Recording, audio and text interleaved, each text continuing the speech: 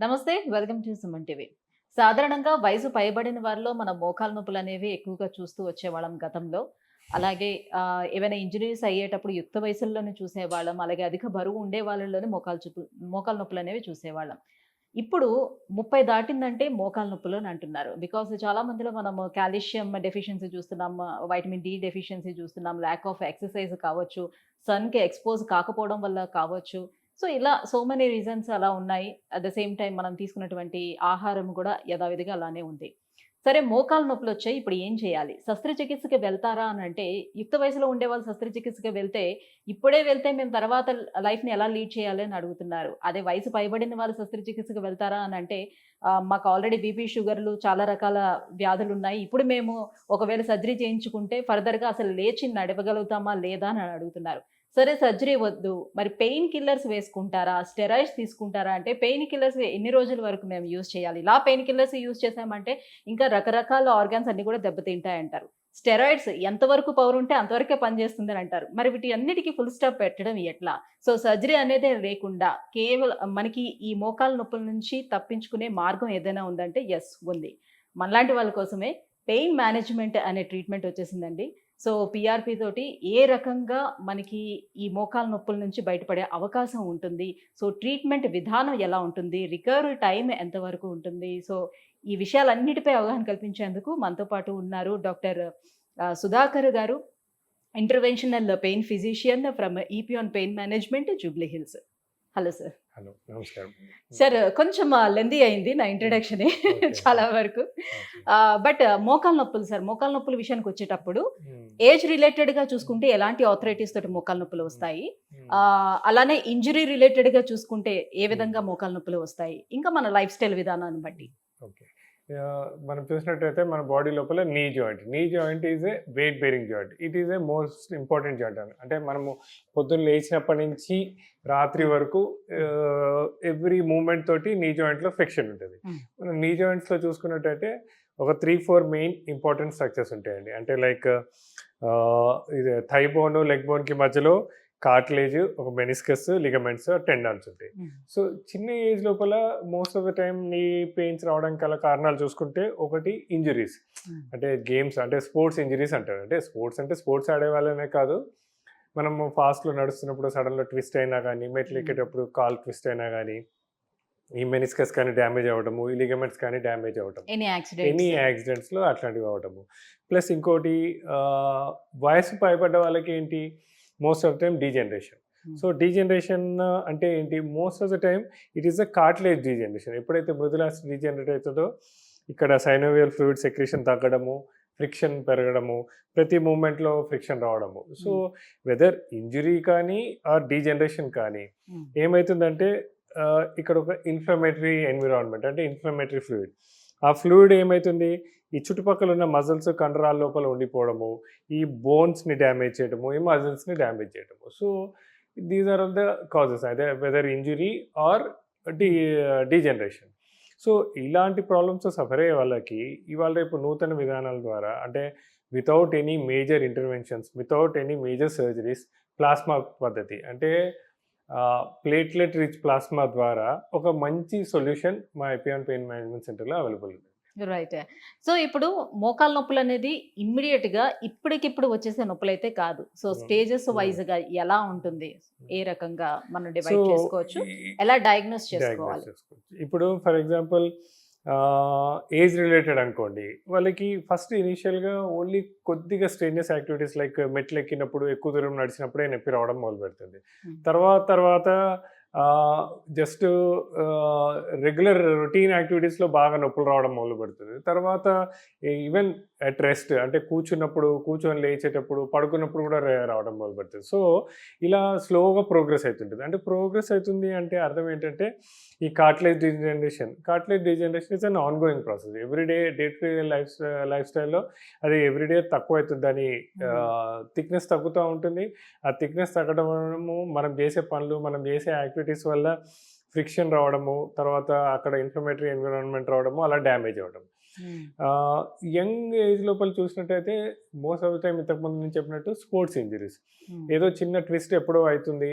అది చిన్న ట్విస్ట్ అవ్వడము, అక్కడ ఇన్ఫ్లమేటరీ ఫ్లూయిడ్ చేరడము, దాన్ని వాళ్ళు నెగ్లెక్ట్ చేయడము. నెగ్లెక్ట్ చేసేసుకొని అలానే ఆడుతుండటము. ఎస్పెషల్లీ ఇవాళ రేపు ఫిట్‌నెస్ కోసం అని చెప్పేసి చాలా అవేర్‌నెస్ వచ్చింది. బట్ ఆహ్, ఆహ్, జ చాలామంది అంటే ఫర్ ఎగ్జాంపుల్ సాఫ్ట్‌వేర్ ఇంజినీర్స్ అనే కాకుండా doctors, software engineers, other professionals కూడా ఏంటంటే స్పోర్ట్స్ యాక్టివిటీస్ చాలా ఇంక్రీజ్ చేశారు. కానీ అవును. ప్రాపర్ ట్రైనింగ్ ఉండట్లేదు. ప్రాపర్ అంటే ప్రికాషన్స్ తీసుకోకుండా, వార్మప్ సరిగ్గా లేకుండా సడన్‌గా ఆడటం వల్ల పార్షియల్ డ్యామేజెస్ అవుతున్నాయి. పార్షియల్ డ్యామేజెస్ అయినప్పుడు దాన్ని నెగ్లెక్ట్ చేస్తా పోతుంటే అది నొప్పి ఇంక్రీజ్ అవ్వడము, తర్వాత తర్వాత వాళ్ళ రెగ్యులర్ యాక్టివిటీస్‌లో కూడా అది ఎఫెక్ట్ చేయడము. సో, హ్మ్. ఇలా హ్మ్, ఎప్పుడైతే ఇనీషియల్ స్టేజెస్‌లో పెయిన్‌ని నెగ్లెక్ట్ చేస్తే హ్మ్. That will lead to further complications. అంటే లోపల డ్యామేజ్ విల్ బి ఆన్‌గోయింగ్ అనమాట. So, hmm. ఇనీషియల్ స్టేజెస్‌లోనే ఎప్పుడైతే నొప్పున్నప్పుడు వచ్చినట్లయితే మనం దాన్ని చూడొచ్చు, స్కాన్ చేయొచ్చు. ఒకసారి ఒక హై రిజల్యూషన్ స్కాన్ లోపల we can quantify the problem. హ్మ్. అంటే ఏ టిష్యూ డ్యామేజ్ అయింది? కార్టిలేజ్ డ్యామేజా? లిగమెంట్ డ్యామేజా? మెనిస్కస్ డ్యామేజా? ఏ లిగమెంట్ డ్యామేజ్ వల్ల మనకి ఇట్లాంటి నొప్పులొస్తున్నాయి అనేది మనం చేసే స్కాన్ లోపల మనకి తెలుస్తుంది. హ్మ్. చేశాక దాన్ని బట్టి మనము we can plan our treatment. So, hmm. Initial స్టేజెస్‌లో వచ్చినట్టయితే చాలా అద్భుతమైన ట్రీట్మెంట్ ఉంటుంది. అండ్ దెన్ మళ్ళా they can go back to their routine activities చాలా ఫాస్ట్‌గా వెళ్ళిపోవచ్చండి. రైట్. సార్ ఇప్పుడు సాధారణంగా కార్టిలేజ్ అనేది అరిగిపోతే సో, అందరికి హ్మ్. హ్మ్. అర్థమయ్యే భాషలో అంటే గుజ్జు. గుజ్జు. ఈ గుజ్జు గనక అరిగిపోతే దాన్ని రీప్లేస్ చేయడం అనేది అసల కుదరని పని. కేవలం మనం సర్జరీ చేసుకొని ప్లేట్స్ వేసుకోవాల్సిందే అని జెప్తూ ఉంటారు. బట్ వెరాజ్ మనం పీఆర్‌పీకొచ్చేటప్పుడు అది ఏ రకంగా సాధ్యమవుతుంది? ఏ ఏజ్ వాళ్ళకైనా చేయగలుగుతారా? ఇది అదంతా అపోహ అండి. హ్మ్. కార్టిలేజ్ రీజనరేషన్ అనేది అయితుంది.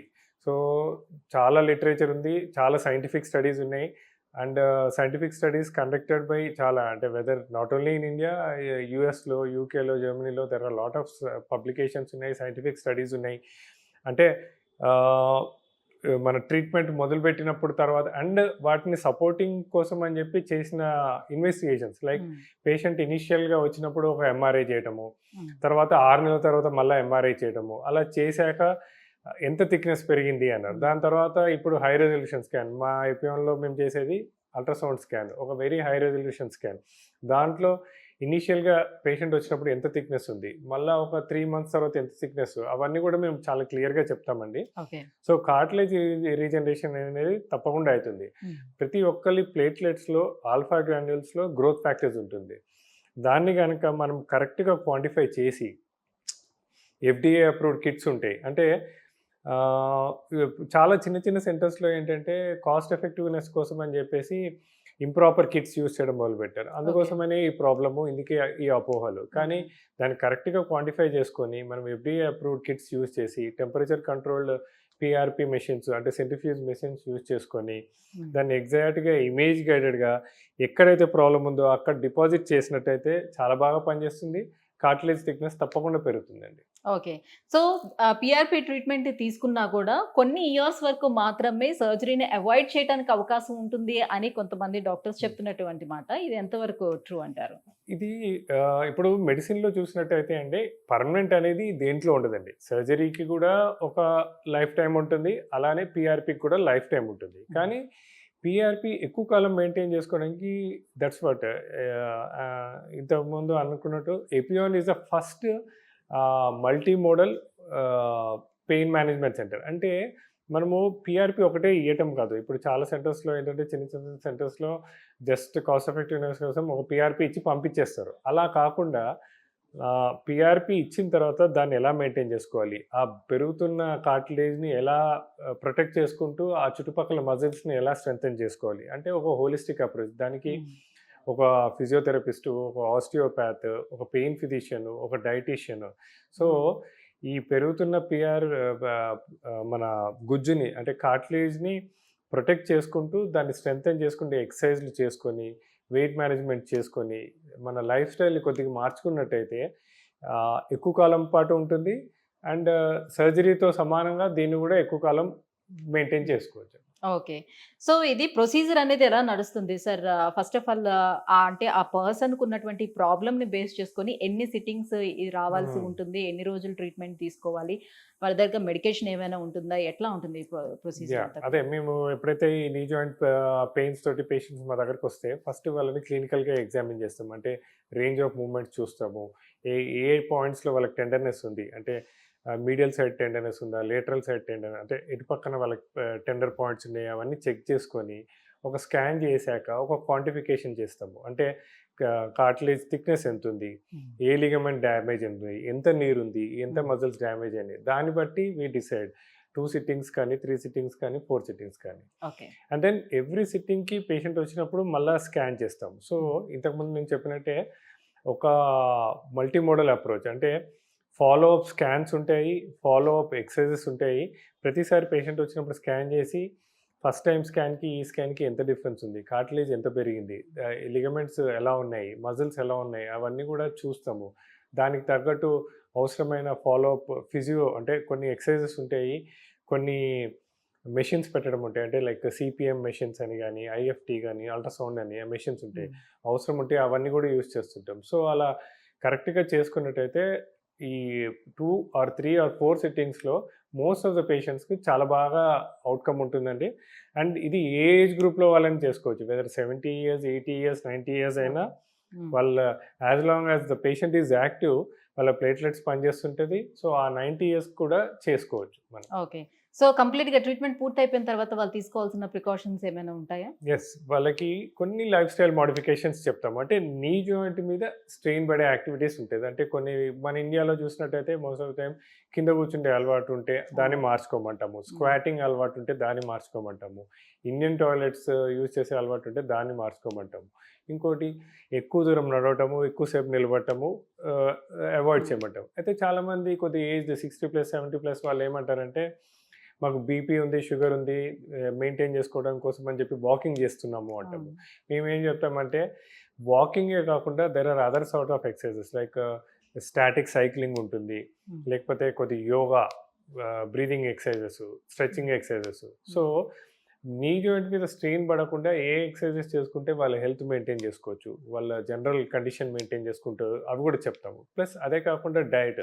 డైట్ కూడా చాలా ఇంపార్టెంట్. అంటే అన్‌ఫార్చునేట్‌లీ మనకి కార్బోహైడ్రేట్స్ ఎక్కువ తినే అలవాటు ఉంటుంది. సో, ఆ డైట్‌ని కొద్దిగా మార్చుకోవడము, కొద్దిగా కార్బోహైడ్రేట్స్ నుంచి ప్రోటీన్స్‌కి షిఫ్ట్ అవ్వడము. సో, అలా డైట్ మార్చుకొని అంటే ఎక్సర్‌సైజెస్ మార్చుకొని నీ జాయింట్ మీద స్ట్రెయిన్ పడకుండా వేరే ఎక్సర్‌సైజెస్ ఏం చేయాలో అవన్నీ చెప్తాము. అట్లా హ్మ్. జనరల్ కండిషన్ కూడా అలా మెయింటైన్ చేస్తుంటాం. సో, ఇట్లా డిఫరెంట్ లైఫ్ స్టైల్ మార్పులతోటి ఈ నీ జాయింట్‌ని కాపాడుకుంటూ ఎక్కువ కాలం హ్యాపీగా ఉండొచ్చు.